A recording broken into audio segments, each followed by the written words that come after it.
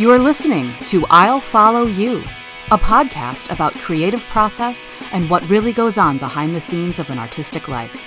My name is Allison Felis, and I love talking to musicians, writers, visual artists, and other brilliant thinkers about their working methods, obsessions, and pet projects. Guess what? Just by tuning in, you're part of the inner circle now. Okay, you are in for a treat today. I am so excited to share with you my conversation with my very dear, very funny, and very brilliant friend, Cemal Ozdemir. Cemal spent nearly 30 years with the firm Dauby O'Connor Zaleski, DOZ, a leader in affordable housing and real estate accounting. He started there as an intern in 1993 and ultimately became chief executive officer in early 2020. He then stepped down in 2022 to focus exclusively on his newest project, Ozwell Fitness, an elevated wellness studio that combines the two core elements of wellness, fitness and recovery, into a single seamless experience.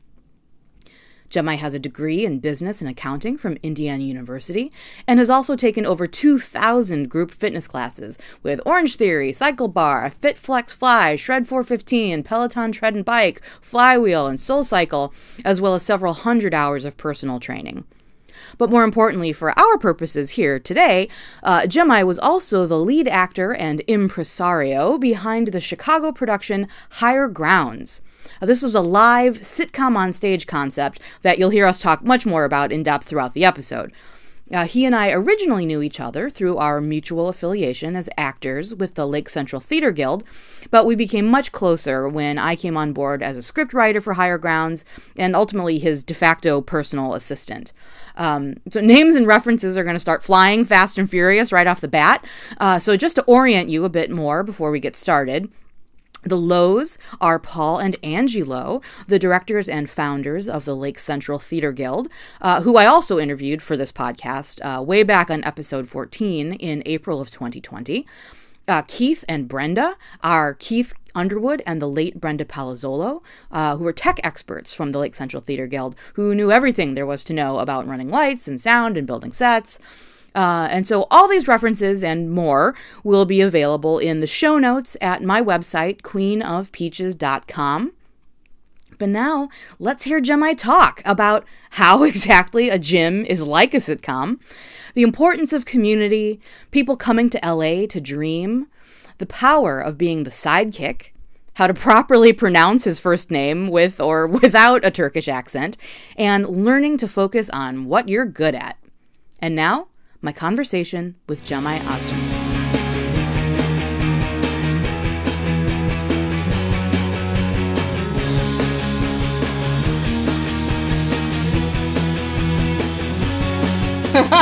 It's happening. The man, the myth, the legend, Cemal Ozdemir.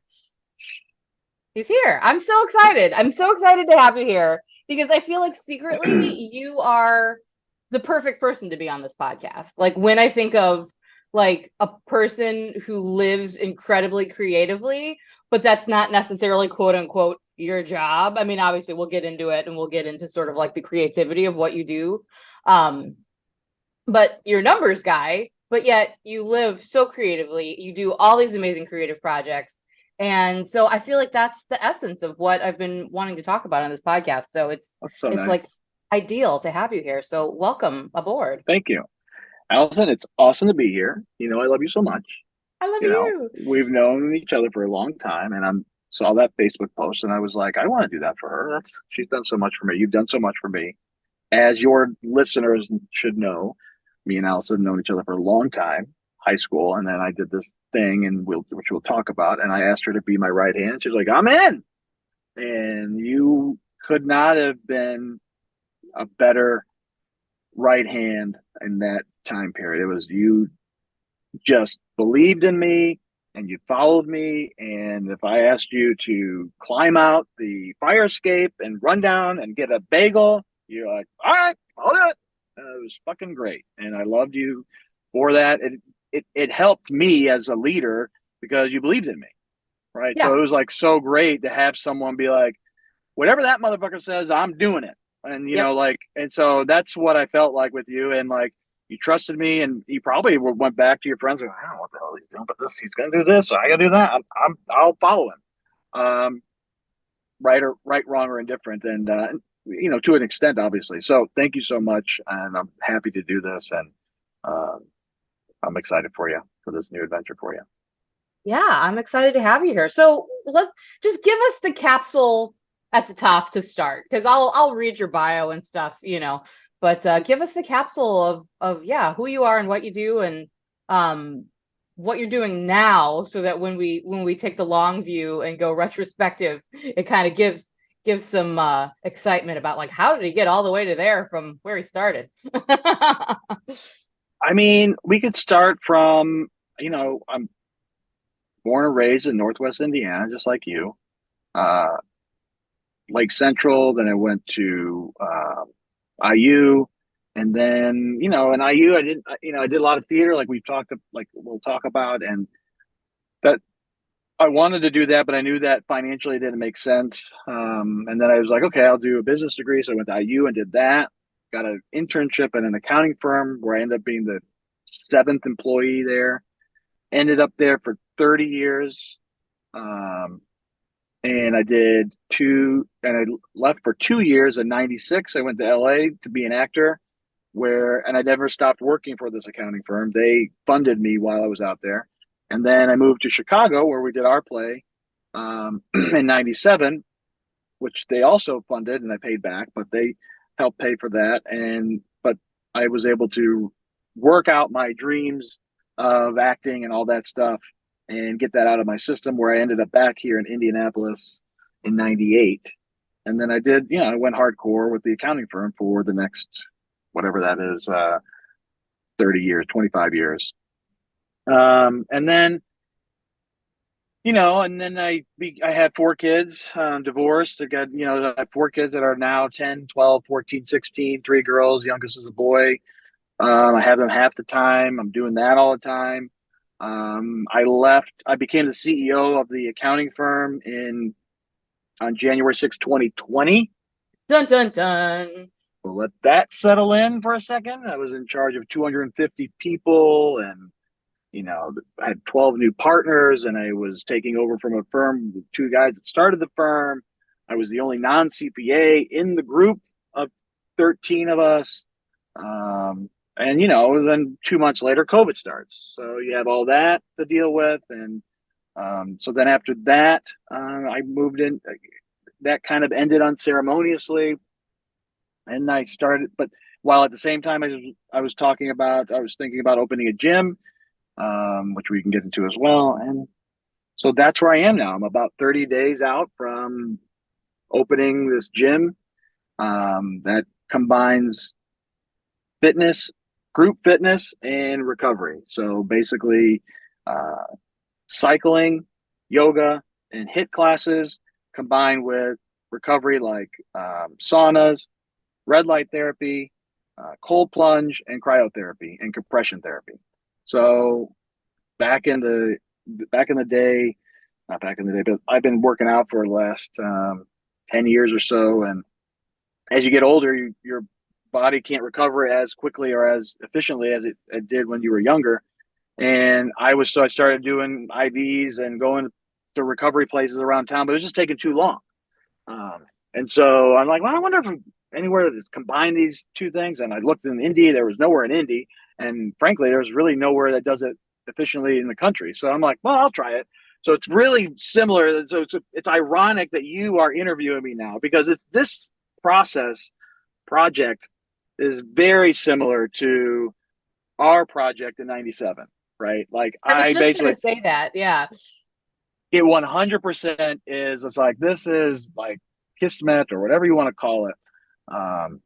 But yeah, it's so cool to for you to interview me, because how my mind works based on higher grounds. And when we did the play, which was a very unique thing. But so for your listeners, the idea was a sitcom on stage, and we were going to write the whole. This is an amazing idea, and I wish it would have worked, because it's such a good idea. So okay, I will stop hyping you up, and I will let you talk about it. You describe it.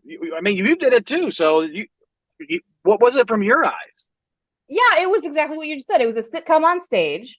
And so it was just, I just thought it was the best idea, because rather than 7 o'clock on a Thursday night, turning on your TV, 7 o'clock on a Thursday night, you make your way down to a theater in Chicago, or, ideally it would have spread to other cities too.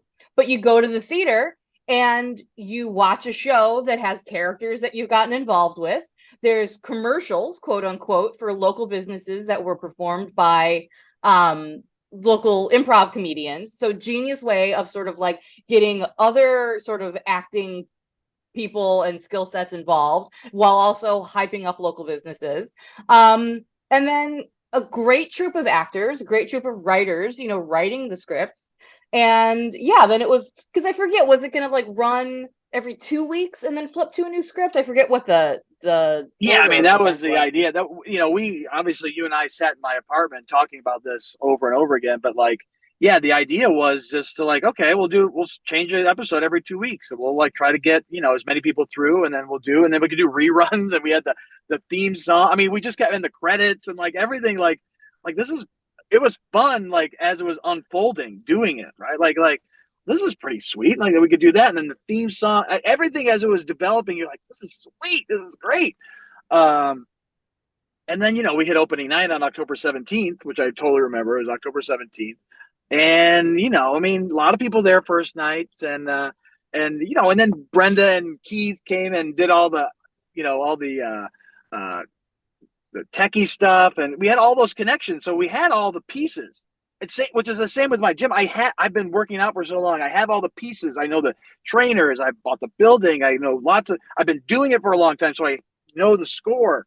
So it was fun to like do all that, and then then you get panned by the Sun Times and the Tribune's like, what the fuck is this? Like, what are you doing?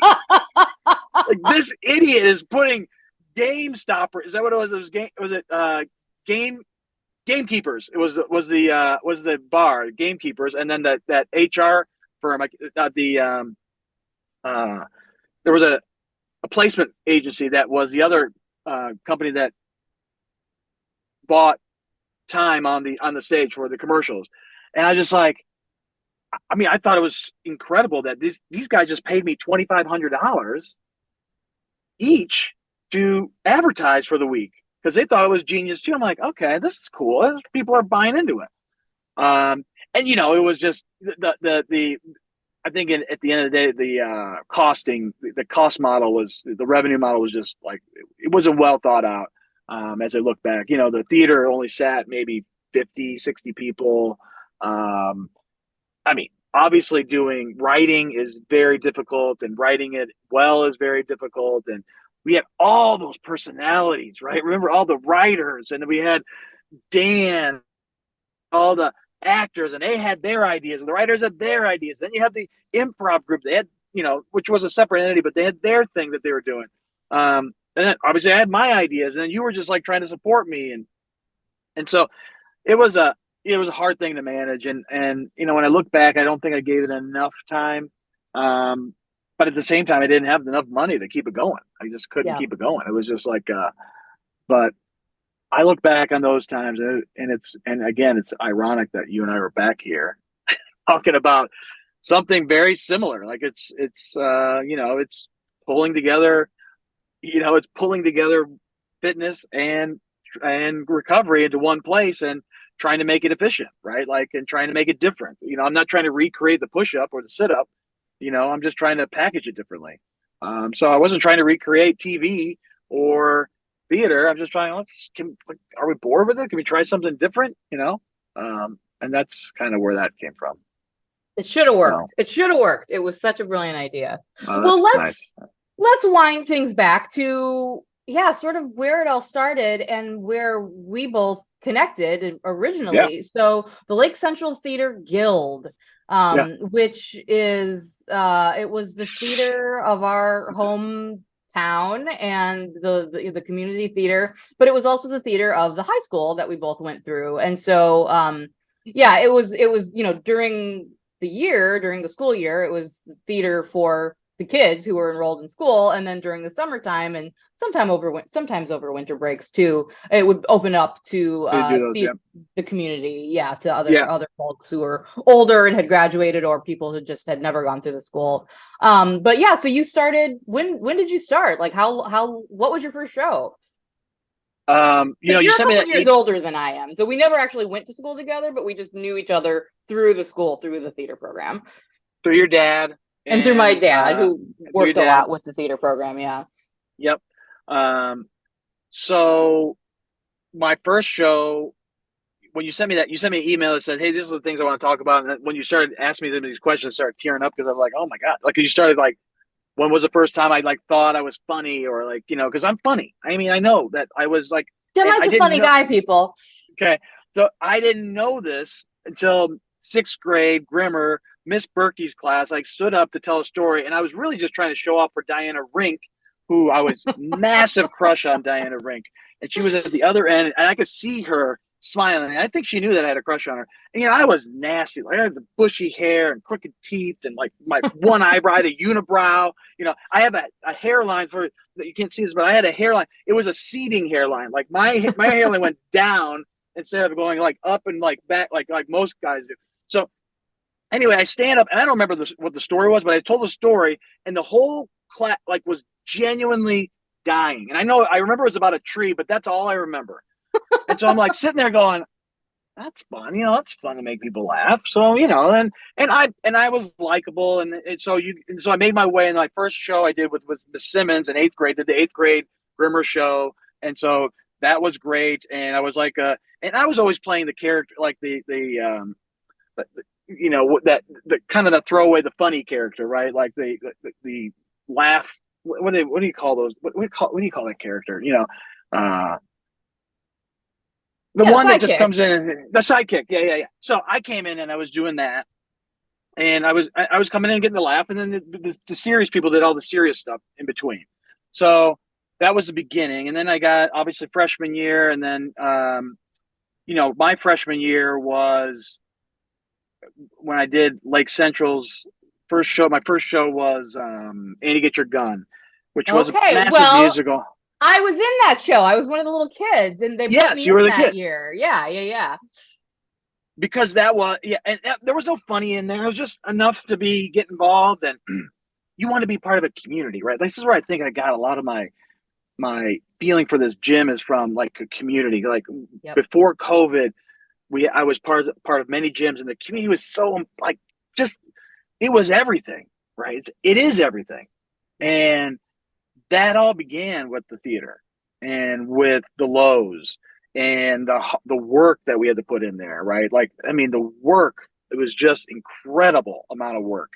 I keep talking, when we were in it, we would be so fucking pissed. We were there till 2:00 in the morning on a Wednesday. We had school the next day with this and that. And I look back on those times, I'm like, man, those, like, when we went on opening night, we were so prepared. Like I'll never be able to replace that like work ethic that was instilled in me and literally thousands of people they've touched, because you felt so confident going up with your lines and your blocking that you could focus on just being like, I'm going to try this tonight. I'm going to try that tonight. Like whatever it was, you knew that you were going to be able to like get back to it. You knew you weren't like sitting there going, what's my line? What's my line? What's my line? Because that was just not going to, that was not going to happen. So it was great. Theater was such a massive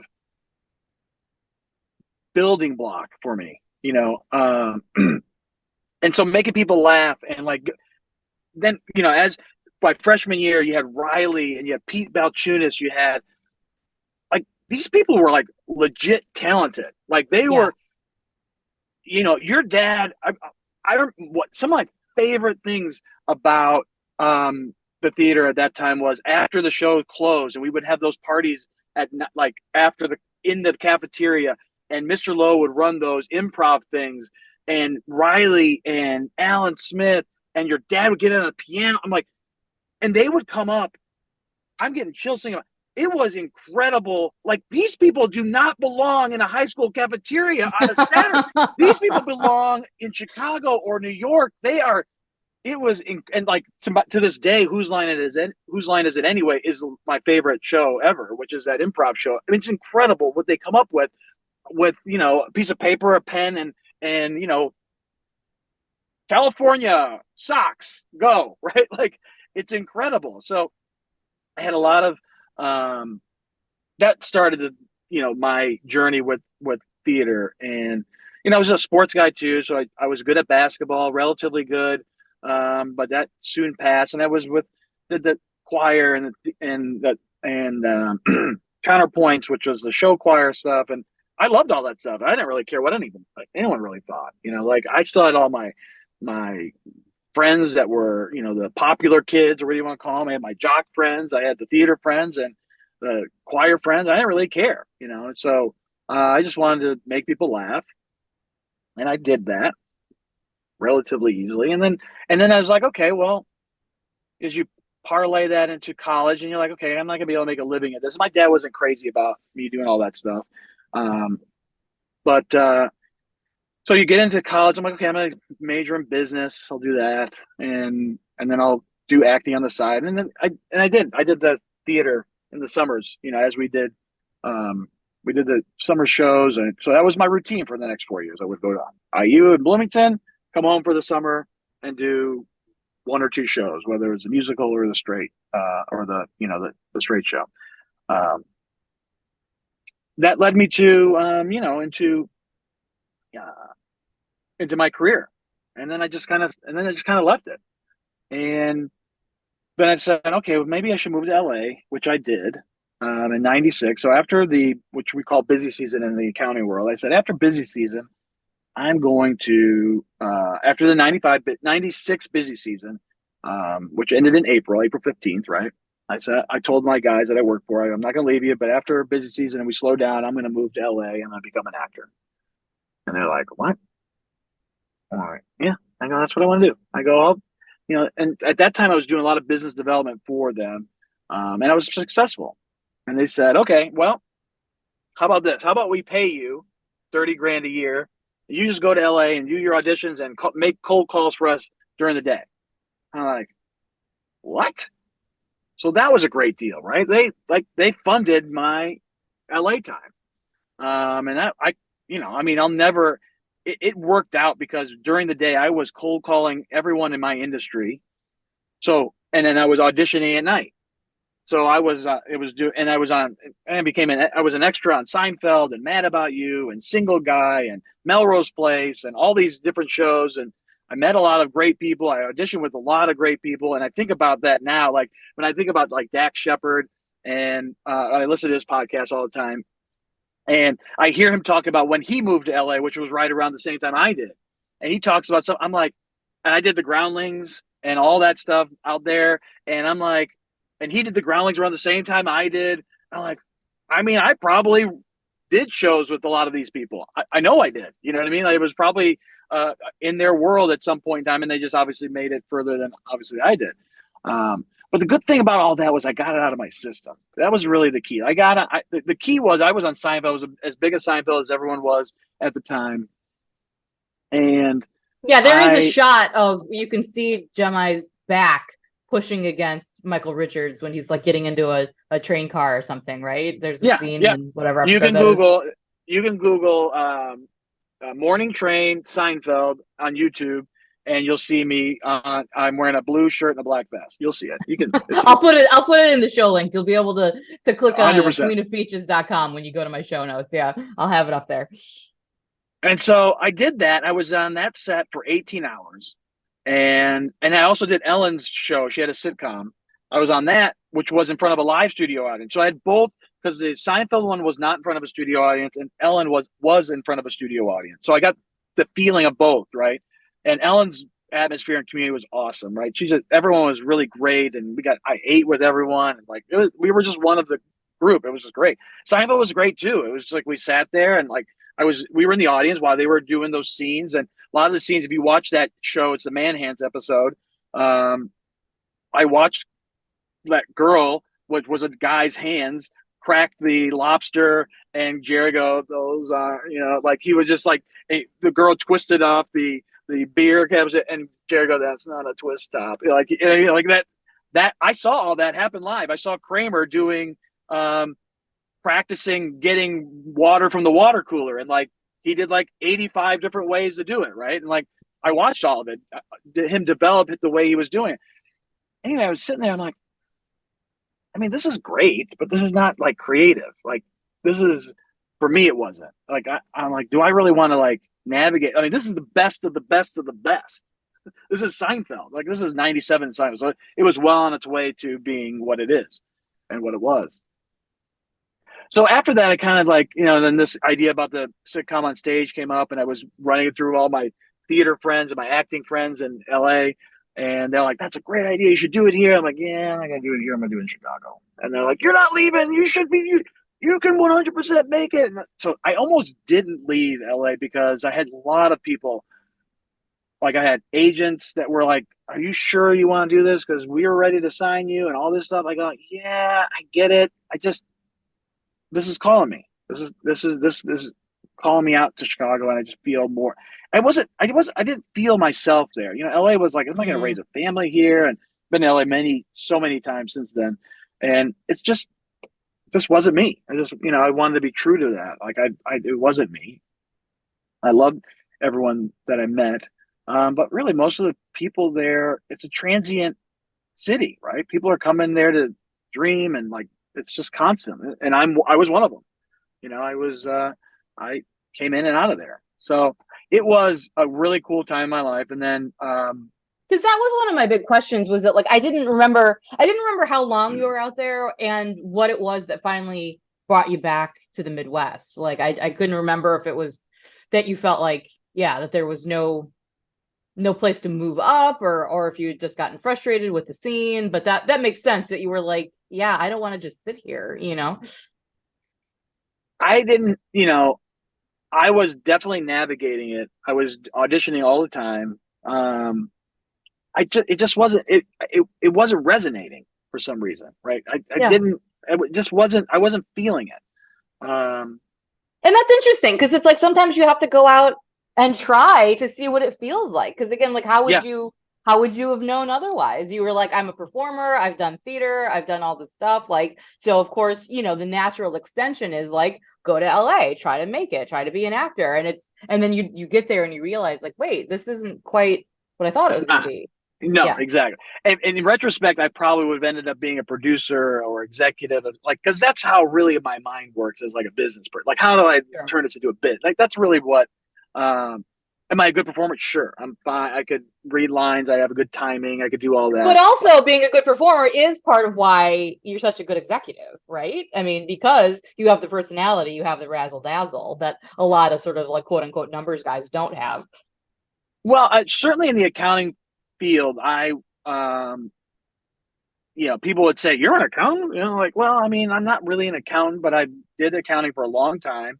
I did a lot of the parts that short of issuing stuff that needed a CPA's name on it, but I did the sales, right? So I went out and developed relationships. Like, accounting is not you don't switch accountants like that, right? I assume you have insurance with someone, right? Like car insurance, and you probably had the same guy, you've had him forever, right? Right. Exactly. Right. It was no different than accounting for the stuff that we do.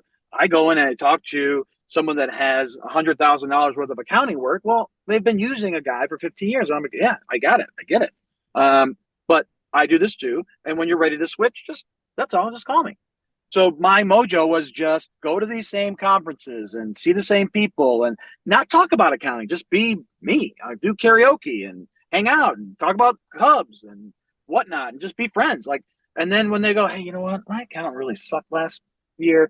We're going to bid it out this year." Okay, cool. I bring out my group. We would bid on it. We would win it. We would not, probably 50% we would hit. And, we went from $1 million to 30 million in 30 years. So, and I was responsible for a lot of that. So that was the rhythm I got into, right? Met Kelly, my wife at that time. And, we had 4 kids, and then life happens. We got divorced and whatnot. And so, but that was my grind, and theater and all that was out. I was done with all that. But again, I think that like the connection that I want to make here, is that like you were still using your creative talents. It was like on the surface, it like, yeah, it looks like daily grind, doing your job, but it was this ethos of be funny, be charming, put on a little show, put a little extra care into it, be the charisma guy, be the sidekick, as far as like you said, Yeah. like you didn't have a CPA, so you were the CPA sidekick, but No, I that was. made a huge, huge difference, like you said, in building these relationships. So I think that there's a way of looking at this where, yeah, none of that experience is wasted, Oh no. Yeah, I have no regrets. I have very few regrets in my life at all, if any, really. And the one I would say I use a lot is when I was in college, I didn't join a fraternity, and I always say, like, you know what, I wish I would have joined because of the network of people I could have met through that. But either way, I don't like, and that's just like, if I have to give someone one, that would be probably one. The other one was maybe I was asked to be an extra on ER, and I was like, that's when ER was like, George Clooney was on it. The whole like the main cast was, and everyone goes, "Don't go do ER. It's the worst 12 hours of your life." And I'm like, so I like, because they're like, it's so hard. All you're doing is standing around in scrubs all day. And I'm like, all right, I won't. And in my head, I'm like, why did I do that? Because I know that George Clooney played basketball in between scenes, and I could have been there. And people say that at that time I looked like it, like because we had the same hair, the same features. Like maybe I could have been a stand-in or whatever. Like I was like kind of like I those are my two regrets. But yeah, no, you're not wrong where you're talking about being the sidekick at the CPA firm. It's a really good analogy because I was, and I was happy with it because that's the role I filled. I was good with it, Yeah. Because Well, which I also think is the way that you and I get along so well. It's because like I have the same mentality. It's like, yeah, throw me in, coach. Like I want to be the sidekick. I want to help out. And so it's like when it was your turn to step into the spotlight and being the guy who was making the main decisions, I feel like, yeah, then I was able to fill that role for you and be the sidekick, and come in when we were doing higher grounds, which we can transition into more later. But I think that there's like, yeah, I understand that vibe of kind of like, yeah, if I'm on the side, I can get a lot of shit done, that helps move things forward. Yeah, and it's important. Those roles are so important because we're not good at everything, right? Like I'm not good at details. I'm not good at writing. I'm not good, but I am good at like reading the room, and I'm reading someone's body language and like knowing when to push and when to like, no, we're not, there yet. Like this was the job forever. Like, in my accounting world, like they're not ready. They're not ready. They're happy with who they got. I'm not going to push them anymore. Like I'm just going to push them away. And I knew when to like, even with the pressure, like, hey, we didn't hit our numbers. I go, that's not my problem. I go, I can only do so much, and I can only talk to so many people, and I can't force them to change when they're not ready to change. That's it. Like, and lucky for me, they were patient with all that because some years we killed it and other years we didn't. And, but net been great. The firm is doing well. It's over 250, 300 people in there. And, I'm proud to be a part of that. We were the largest accounting firm that did affordable housing in the country. And, I assume they still are. I don't know the score now, but like, so it is all that theater stuff, all that work ethic that the Lowe's put into us and Mr. Lewis put into us. I'm so like thankful for those times. And like, and my parents, like, I mean, that's a whole nother, scenario where what they have done for me and, and like what they have done, forget about for me, what they have done and been the example of what they have done in their lives and the risks that they've taken. I've taken some tremendous, like in this project that I'm taking tremendous risk financially and like, professionally, the whole 9 yards, putting it all out, like here it is. It is been hard, but at the same time, I can look back at my parents. Do you want to touch on this, or I mean, do you care? Yeah, go for it. So, my parents are immigrants from Turkey, and my dad, both of them born and raised in Turkey. And my dad, when he's 19, and I could get this wrong. If he listens to this, he's going to be like, "That's not how it. No, not it, Jamal." Like he might say that, but this is the way I remember it. Is that he remember him carrying a bucket of water, like a distance that was too long to be carrying a bucket of water for the family, and he's like, "I'm getting out of here." And that was at 19, and he moved to Canada or to Europe and spent a couple of years there, and spent a couple of years in Canada, and ended up in Chicago. And was working for a machine shop and okay, this works. That's when he felt like, okay, I feel this. This makes sense for me. 27 years old, he goes back to Turkey to find my mom, goes to the village that he grew up in, and he was going to marry someone else. And he's like, I don't want to marry you. I don't want to marry her. I want to marry you, which was my mom, who was 15 at the time. Okay. So 27 and 15, 2 weeks later, they get married. 2 weeks after that, my mom and dad moved back to Hammond, Hammond, Indiana. And so, yeah, you got my mom, who was 15, and her dad said, yeah, take her to America, who's never left, her village of Merziphone ever, as far as I know, and then moves to Chicago, doesn't speak English, doesn't know how to drive, doesn't barely know my dad, and takes that risk. My mom does. And then my dad is doing, working all day. And then she has me at 16, has my brother at 18, has my sister at 20. I'm like, what the fuck is going on right now? Like, that's like Ella I have a 15-year-old. She could be moving to, I don't know, Tokyo right now with a guy. And I'll be like, yeah, take her. It's fine. Have 3 kids that are Japanese, and that's the same thing. It's just like a crazy. And they're still together 51 years later, 52 Amazing. Years later, right? This is their anniversary is this month. And so I think about my dad, and so he started a machine shop, and he was responsible for bringing lots of Turks into Northwest Indiana. Setting them up, showing them the way, getting them jobs that paid well, even though you didn't speak English, because you didn't need to speak English to work in the mills and to work in the machine shop. You just needed labor. We needed it, drill shit and work 12 hours. And, so he did that. And he brought a lot of people over. Then he started his own machine shop. And then he came up with an idea in 84. We were going to get a pool. We lived in Pine Island, Cherville, Crown Point. Whatever who knows where we lived, right? The region. And he goes, I want to put a pool in, but I'm not going to do it unless I can cover it. And we're like, what the fuck is he talking about? Right? Like cover it. It's like, yeah, it's cold in Chicago. We can only use the pool for 2 months.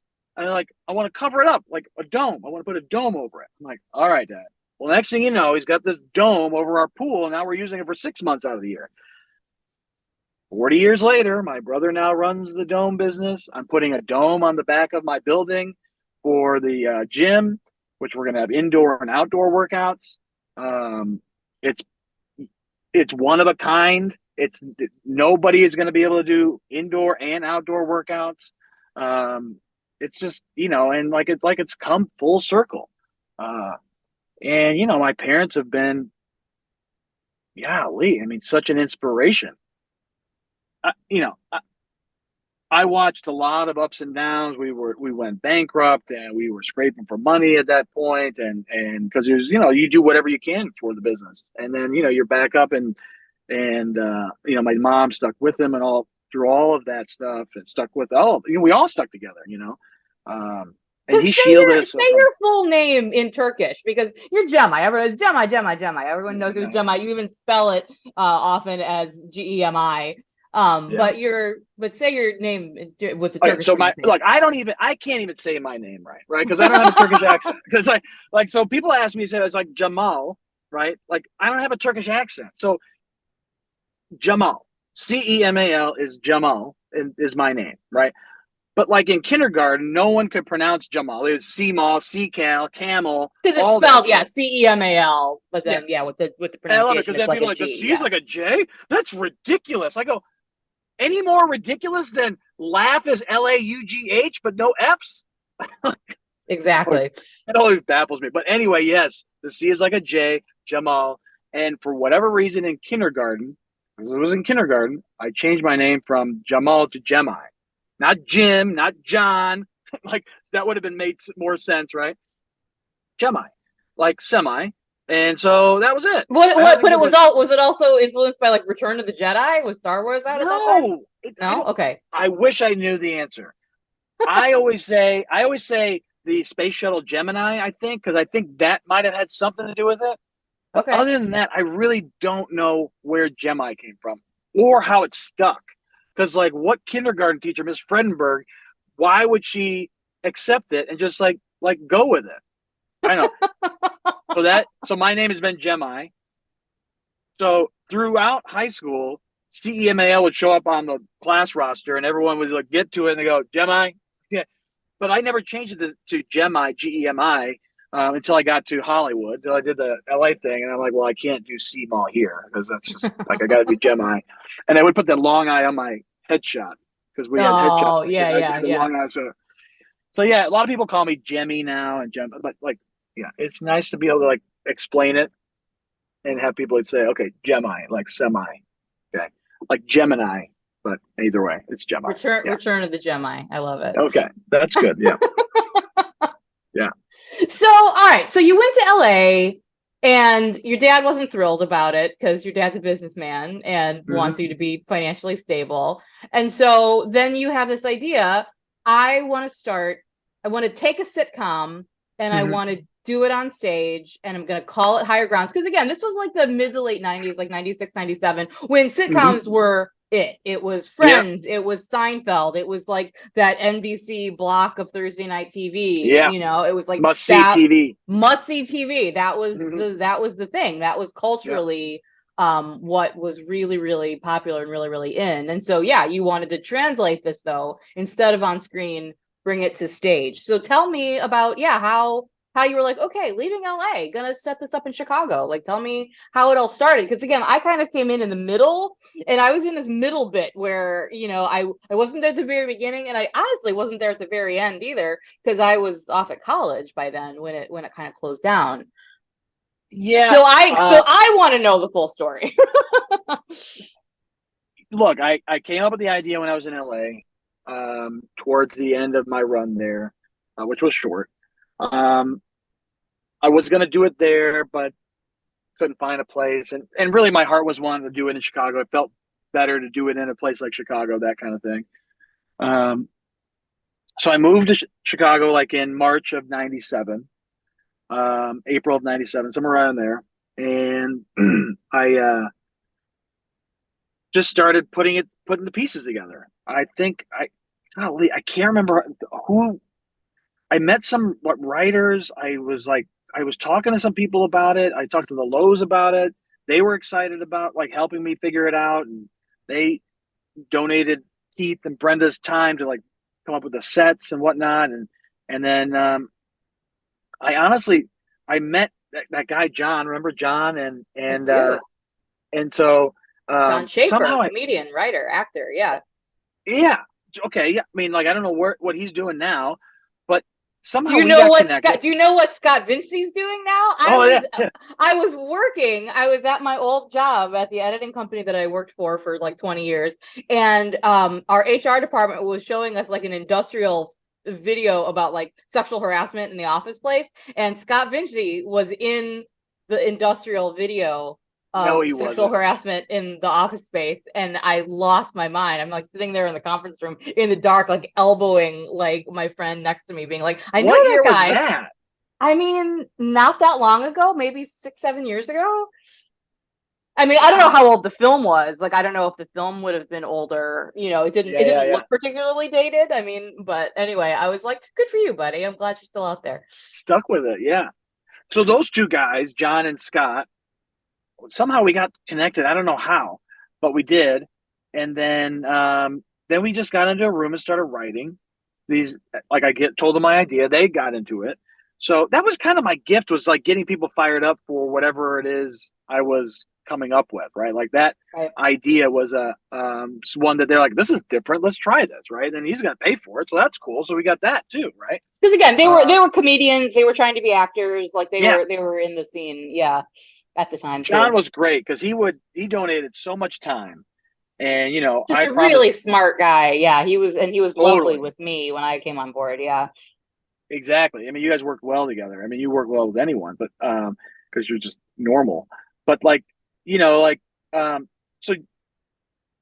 that snowballed, right? So then I think the 4 of us or 5 of us, like we just had constant writing meetings, and we came up with like 4 or 5 episodes, right? Like, Well, like, okay. so what ended up happening though was that, like, so again, talk about like your mom being 16 and like coming to the States. Like I was 18, like I was a kid, and like I was graduating high school, and you like we were saying, at the end of closing nights of our shows, this is how I remember it anyway. Yeah.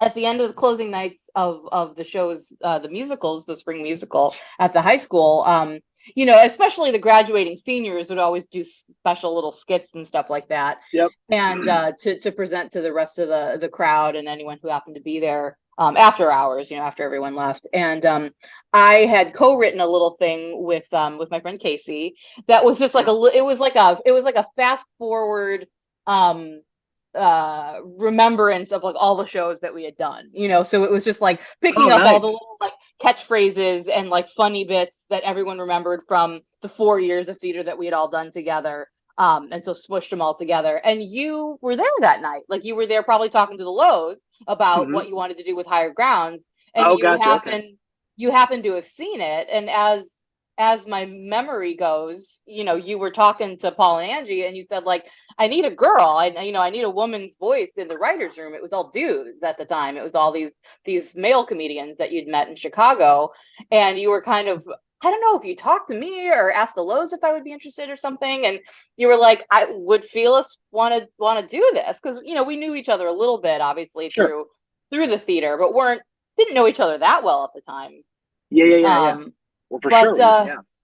And then I said, sure. Because again, I was graduating high school and I wanted to be some kind of writer. And, I had the summer that I think I actually had gotten cast in a local production of Nonsense. And I turned it down, like, because I was like, I want to go to Chicago and I want to work with Gemini and I want to like hang out with all these like comedians, in like weird apartments in the city. And so I would drive my busted little Chevy Lumina up Lakeshore Drive. And again, it's like appalling to me now, like at 18, that I was like on the road, no cell phone. This car was constantly breaking down, and then just like going to hang out in apartments with like a bunch of dudes in their 20s, and it was fine though. I mean, it was like, I had the time of my life. It was so awesome. Well, I love that perspective. I didn't know that perspective. I forget how, like, I mean, I just thought we just like ended up in my apartment doing like sitting in an L, and me traveling because I was still traveling for work, and I'd be like, because I was still doing the DOZ job, and then you were doing you were working for me, for free. Because it started as I was contributing to the scripts and I was helping with the scripts for the show, but then like as you and I got closer, you were like, can you help me with other stuff too, with like getting ready to actually put the show together? And so then it was kind of amazing that like I was helping write these scripts, and again, it was, well, you're so professional. Like you were, like you presented yourself like you are, like literally, like right now, like you're just like normal and professional, and like you get it. You were taking calls from, like, I was trying to sell the commercial spots, so you would probably take those calls and you would help me figure out all that stuff. And if the show needed anything, you were there. You were one of the team members doing it. Like the big thing that I remember is getting the auditions together, like at the Royal George. Yeah. Like I remember being there on audition day, and I was helping check people in, who were coming to audition. But then like down the hall, I get like one of the monologues that I had written was being used for the audition, and I was just like, okay, this is really cool. I was like, I'm cool. Totally jazzing on this. Yeah. So that was I did not yeah, know that going through either. like headshots and yeah. Yeah, it was cool to be on the other side, right? Like this is how it Absolutely. feels like. Yeah, like to watch them, everyone come through, and then we got that whole cast of people. I still have the Higher Grounds poster. And so, You yeah, I know, mean, again, so there was the concept of like doing the sitcom on stage, but then the sitcom itself was called Higher Grounds. And so it was kind of like a riff on Friends in some way, where it was like a yeah, yeah, coffee yeah, yeah, shop that was yeah, like yeah, in an old laundromat or yeah, something. And then yeah, so it was, it was like all the characters that you would have, where there was the romantic leads, there was like the funny guy, there was the weird guy, yeah, like yeah. then like, yeah, That I'm trying to tall guy, I remember. remember that tall guy. I can't remember his name, but he was very Kramer like. Yeah. We kind of ripped off a lot of that stuff and like put it into play. It was like my life, right? Relatively, we were like kind of riffing on my life, and Because Jemai was also in it. Jemai was also the yeah, yeah, lead. which was Yeah. probably the mistake. Like that was probably the mistake I made in that, and not in a like a self-deprecating way. Just more of like I should have just let the show like because it was not toxic is too strong a word, but it was difficult with me in it. Like I couldn't give orders like in a way a business person would give orders because then it became off as like you're getting no one could really stand up to that. Like he's paying Yeah. for it, so I guess we'll do what he wants to do, right? Right. Dan stood up, but for the most part it was that was look, and there's no big deal. I learned from it. That was the mistake. Mm. And going forward, like in this gym that I'm doing, I'm not teaching classes. I'm running the business. Right. I'm not. I'm going to be a consumer, right? Like I should have just been a consumer of Higher Grounds. I should have just been in the audience watching, and going, okay, I don't like that, I like this, like that, like check that, and let's go in this direction or that direction. So yeah, I mean, I haven't really talked about this whole thing in so long. It's kind of cool to like bring it back up to the surface because I don't remember a lot of. I mean, I Well, and remember. again, I mean, and I can't thank you enough. I mean, it was so formative for me. I mean, again, it was, I was 18 and to me, again, like you were legendary, like in the theater, it was like, oh my God, Jemai, the cool guy, and the fact that you came in and were like, yeah, let's go. I respect what you do as a writer and as a professional person, and I like you as a human. And it just set me up for everything. I mean, just being able to go into my freshman year of college and feel like I had this person who believed in me and wanted me in as an equal, as a writer, as a collaborator, as an assistant, as a friend. I still have a pair of gym shorts that I borrowed from you one night when I crashed on your futon. Like That's funny. Do you yeah, really? I do, I swear to God.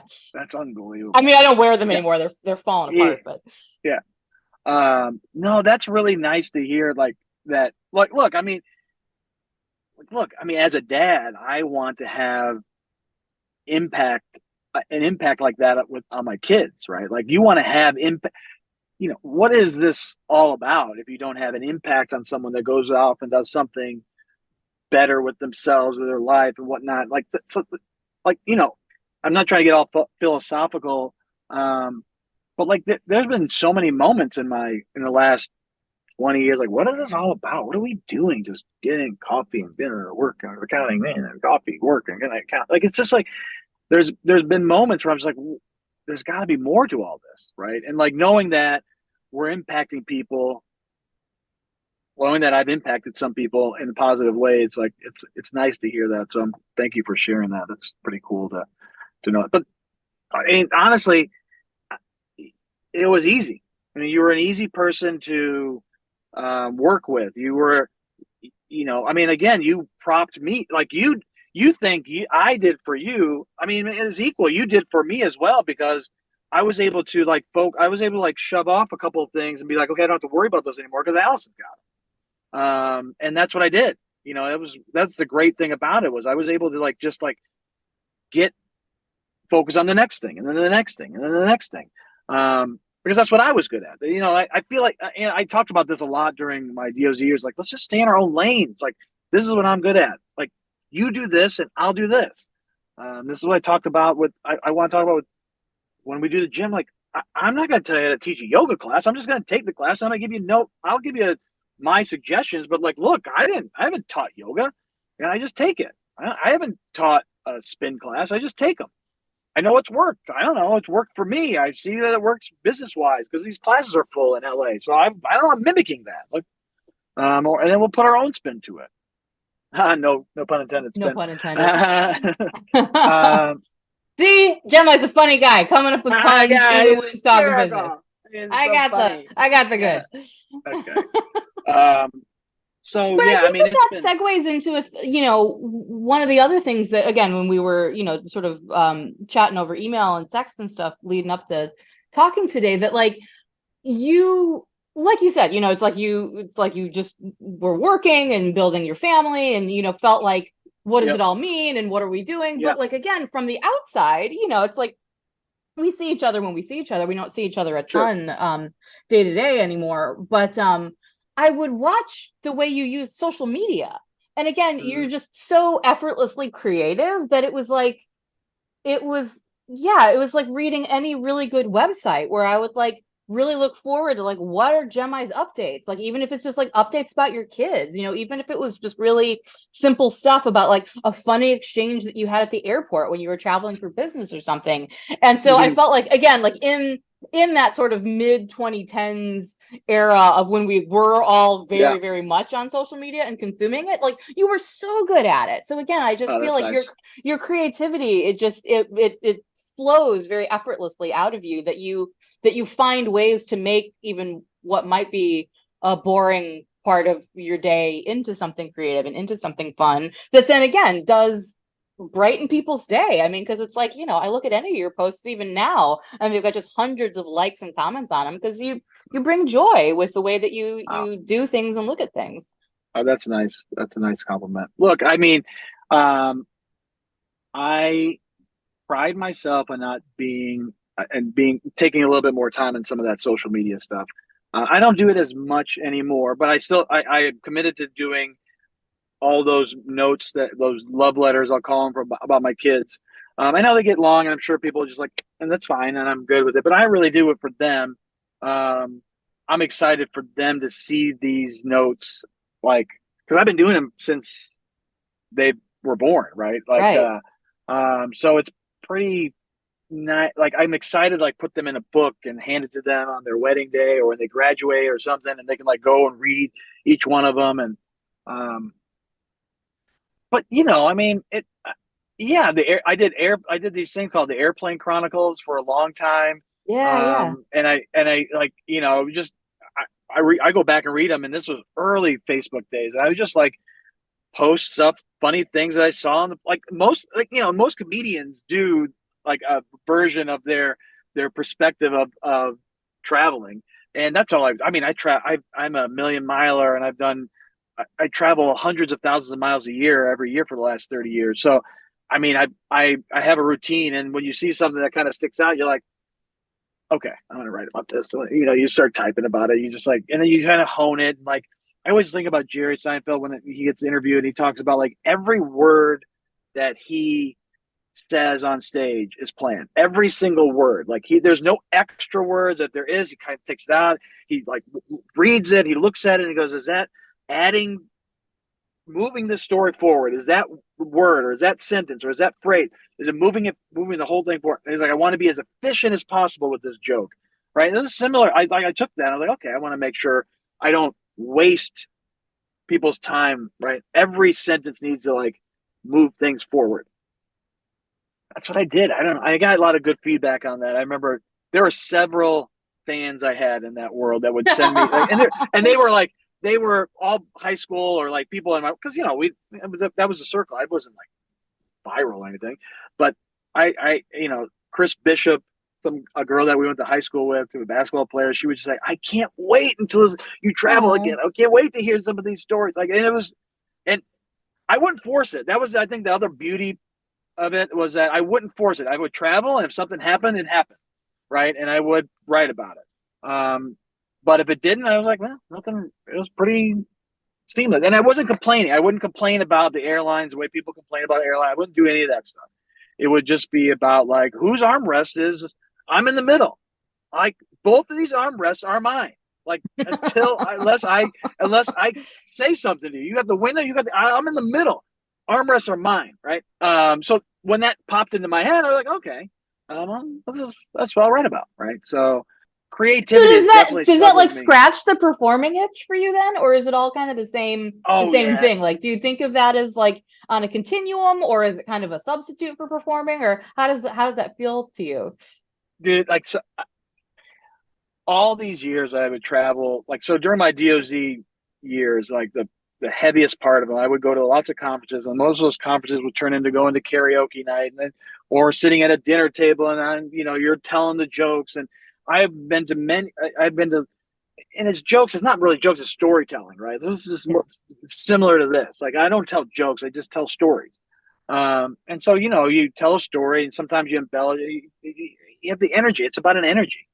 And I enjoy that. I MC a lot of nonprofit events, a lot more before COVID, and it would be very improv, right? It would be very like bring the audience into the mix. I would totally pull someone out and just talk to them about it. Or I would structure it around, like, I don't know, we would do this game called, I MC'd a local high school, Providence Cristo Rey, for 10 years. I emceed their main fundraiser. And one of the main things we did was we did this game called Heads and Tails. And it's basically it's a fundraiser. So you pay $10 and to get in the gig, you get 50% of it. And it's basically a coin flip. And you flip the coin, everyone stands up and you pick a head or a tail. Okay. And you flip the coin. Tails, if you have tails, you're in. If you had heads, you sit down. And you keep doing that until there's 10 people. And I bring those 10 people up on stage. So that's a very simple game, but I made the most out of it, right? I would bring people up, and I would hold that. I'd be like, I'd look at it, and it would be like, anticipating, and like, and then I would do it right at the right time, and like, boom, everyone, okay, let's bring up the next group. Like, and then we would get down to like 4 or 5 people, and I would interview those people at that moment, right? And I would talk, and I would like make fun of them is not the right word, but I would like try to pull out funny parts of them. And if it wasn't working, I move on to the next person. And if it wasn't moving on, okay, then we're going to flip, because then we're ready to go. So I had a knack for, and it's a gift, like to bring everyone together and have these moments, because I had many of those moments. That's why I kept getting asked back to do that. Same with MCR, JDR, my kids are type 1 diabetic. 2 kids are type 1 diabetics. And IMC that walk 3,000 people, and it's a similar stuff. It's just like the improv piece that I've developed over the years from forever has paid off, and I use it in ways that I, for entertainment or for fundraising, just for use, so positive use. And I enjoy. Yeah, do I enjoy? Yeah, I enjoy that. I can't wait for the gym, because in high school, I don't know if you remember this, but me and Jamie Kirkpatrick DJ'd all the time. That was just seeing people reaction when you played a song that they like. Yeah, I love the joy of that community of a song that they want to hear. And there was a point where I knew what songs people loved, and I would get them in there, and I knew it, and I wanted to be, and so it was, it's in here. It's that part of me of wanting to see the joy that's in here. This gym, building a nice facility, and like having classes that bring you up here and then bring you back down, and you get exercise, you get mental break, you get I'm pumped about all that shit. Like that is what I'm most excited about. Like, I know people want to secretly dance Tuesday at 9 a.m. I know they do, but you can't at Starbucks. You just can't, right? But there's going to be moments where we're going to be able to, where you're going to be in your own space, and you're going to be in a safe place, and you're going to be able to fuck, that was, I needed that today, It's what I'm really excited about, because exercise has really taught me all those things. Because you got really hardcore into exercising. Again, I remember this again, on Facebook, a part of your journey where you really, started taking it really seriously. Can you just talk a little bit about your journey with that too? Totally. Because again, you were always athletic. I mean, you were always playing basketball and stuff, but I feel like, it hit another level at a certain point. Yeah, I was playing basketball, and my parents wouldn't let me play football, which I get as a parent now of a kid that wants to play football. And baseball wasn't really an option in high school. And then I got to high school and whatnot. So basketball was definitely there, but I was better at theater. So that kind of took over. But I always played in the CYO leagues and whatnot. So I was good there. Fast forward into getting married and going to career and doing all that, exercise definitely tailed off. And it was probably 2010 or 11 where I'm like, I'm going to start a basketball league. I weigh 220 pounds. I'm overweight, 220. I was like, this is crazy. But I really wanted to play basketball. Really, that's what I wanted to do. I have kids, so I don't want to I want to make sure I'm there for the hard stuff like diaper changes and daycare and all that. So I rented a gym sometime in 2010, 2011, and on Thursday nights and from 9 to 11. And I said, I'm paying for it, but I want people to come to play basketball from 9 to 11, and I will pay for it. And the only condition is that there's going to be no complaining. We're going to play for 2 hours. We're going to run back and forth. If whoever calls the foul, there's a foul. That's it. We move on and we play. So that went on for, I don't know, 6-7 years where we just play basketball every Thursday. And so that wasn't like the hardcore part. Then I started doing P90X and T25. Okay. So I started doing that stuff, and I started doing it on the road. That's when I knew that I was like, okay, I'm serious about this, because I'm like traveling to San Francisco and I'm taking stuff with me, and I'm like taking time out of my day in San Francisco and bringing clothes, and I'm going into the gym at the Marriott and doing a workout on my laptop. And then I got 2 or 3 people would go like, are you working out? Yes. So then that happened, and I was rolling with that.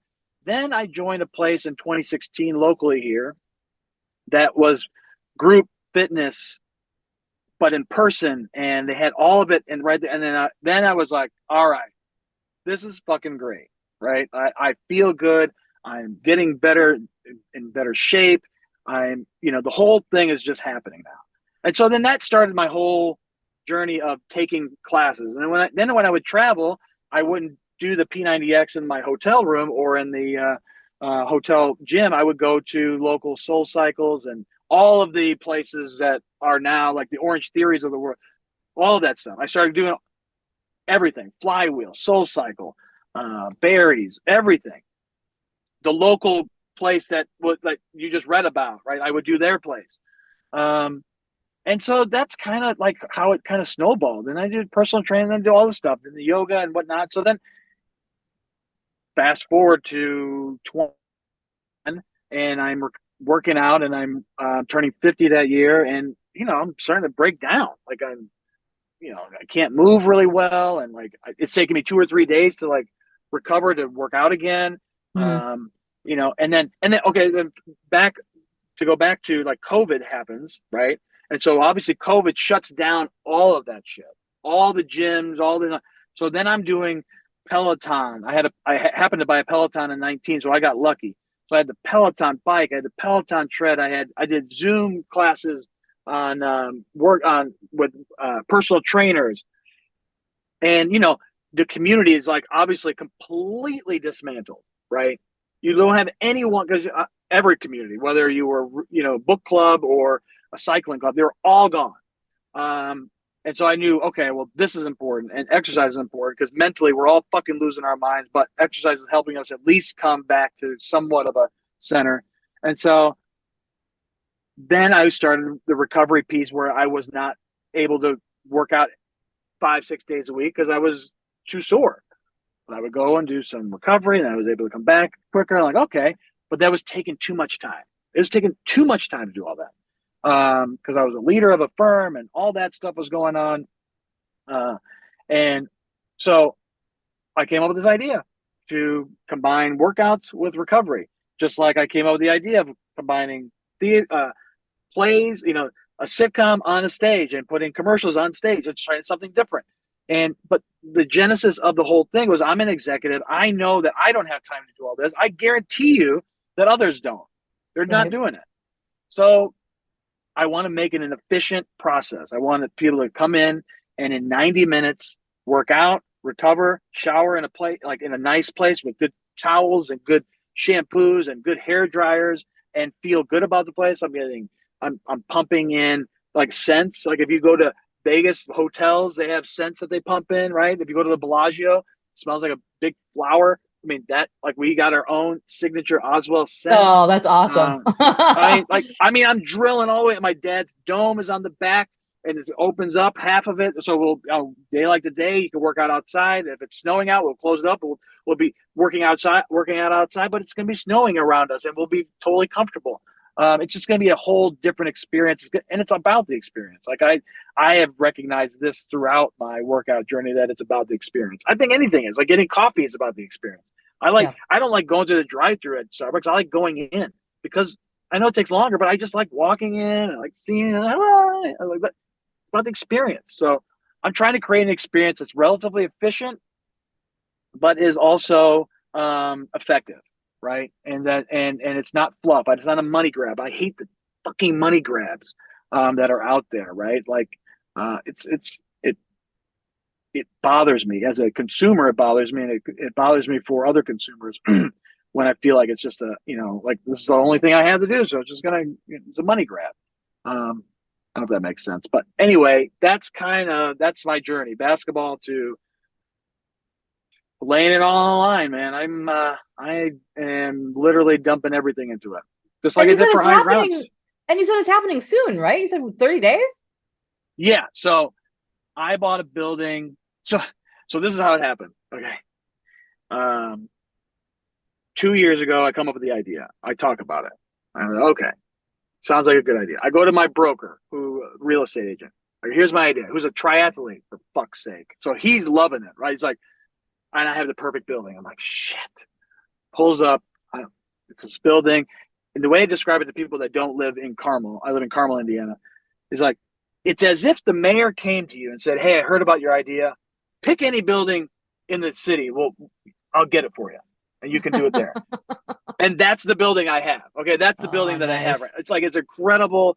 It used to be an HVAC building vendor, and I bought it and turned it in. I kept the warehouse, and I knocked down part of the building. It's on this walking trail. So we have more traffic on the walking trail that's our building than we do on the street in front of it, right? So wow. It's going to be fucking awesome from that perspective. So that was 2 years ago. I left my firm unceremoniously in September of 21, and it was the same week that I was closing on the building. So I had to make a big decision, big life. I was like, am I going to do this? Like, I had to really think about all the things. And I had a nice circle of friends that were like, hey, you're doing it and you'll be fine. And we will be your backs. I had several people that just took care of me. Right. And, from my parents to my friend Jeff, Charles, and Bubba, and my friend Lauren. I had lots of people that just like really were there for me. And frankly, I mean, if it wasn't for them and my therapist, I probably wouldn't have done it. But so I did that. I took it. I bought the building, and it was a 2-year process of architects and permits and all the things that you hear about. But you don't live it, but I lived it. I went through all of that stuff. So fast forward 2 years later, here I am, November 18th. I think it was going to be our first class. Awesome. And I'm super pumped about it. I mean, I'm really proud of it. I have this, like, I'm a vision guy. I bought a lot of houses, remodeled them and all that, and knocking walls down. You see the lake and they all come, and it's cool. They all come out. They always come out better than what my vision is. And this is no exception. Like, I have a vision for what this place could be. I put it together. I put it in the plans. We put it in motion. And as I go through there, and I'm pumped after this meeting, I'm going to go and look at progress for the day. They're laying the floor down. They started landscaping today. Just, it's so cool to see. I'm a big transformation guy. I love transformations. I love seeing the transformations. And so I'm pumped to see, and this is this transformation has been way beyond my wildest dreams of what I thought it was going to be. from my dad, like the dome, like that's also like full circle, right? Like my dad's dome is on the back of the building. Like this is like he's coming home from Turkey in a couple of weeks, and I can't wait for him to like see. He designed it. Like he designed this dome to be on my like this is his work, not just from 1984, but like this particular project. He moved the mouse on the AutoCAD or whatever on the, to design it, and my brother installed it, and my mom supported, and my sister supported all that.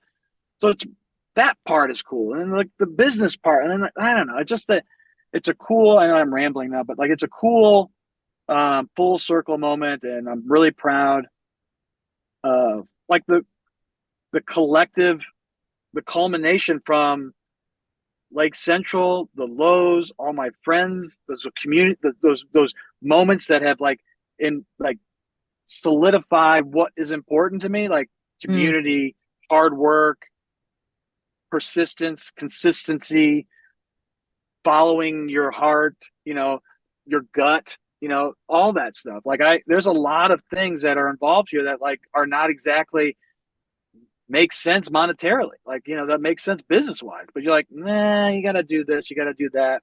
I don't know. It's hard to like articulate or wrap this up in a way that's like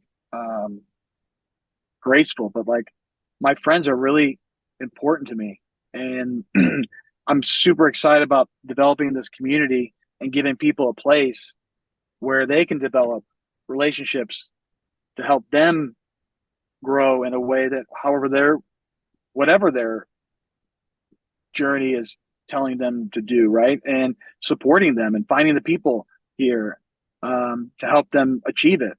I'm excited about all that shit. Like that, like I'm excited about talking to people about it. I'm excited about helping them think it through. I'm excited about connecting them to, like, I don't know anything about flowers, but that motherfucker does, right? Like I'm excited about all that stuff. And so, yeah, I'm going to just do what I've been doing for a company for 30 years, and like doing it for myself. I think, that's the other part. It's like, I moved closer I moved to Carmel. I live further away. I moved here. I love this community as well. And I'm just pumped about it.